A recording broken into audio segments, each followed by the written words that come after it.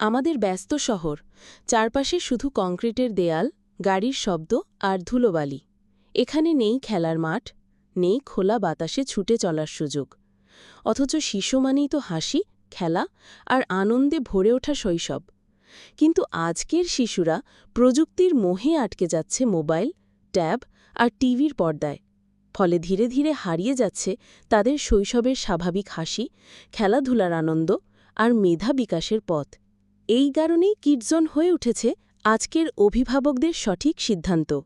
এখানে শিশুরা নিরাপদ পরিবেশে খেলাধুলা করতে পারে। নানা ধরনের গেমস আর অ্যাক্টিভিটির মাধ্যমে তারা শারীরিক ও মানসিকভাবে বিকশিত হয়। দলবদ্ধভাবে খেলতে গিয়ে জন্ম নেয় শেয়ারিং, কেয়ারিং আর লিডারশিপের গুণাবলী। খেলা শুধু আনন্দ নয়, এটা শিশুদের শেখারও অন্যতম মাধ্যম। শারীরিক ব্যায়াম তাদের শরীরকে করে সুস্থ, আর মেধার খেলাগুলো করে মনকে তীক্ষ্ণ।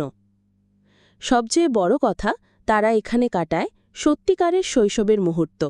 তাই বাচ্চাদের জন্য কিডজোনে যাওয়া শুধু আনন্দ নয়, বরং তাদের উজ্জ্বল ভবিষ্যতের ভিত্তি। শিশুর শৈশবকে কংক্রিটে আটকে রাখবেন না, দিন তাকে খেলাধুলোর মুক্ত পরিবেশ। আসুন কিডজোনে, যেখানে প্রতিটি খেলা বুনে দেয় স্বপ্নময় আগামী।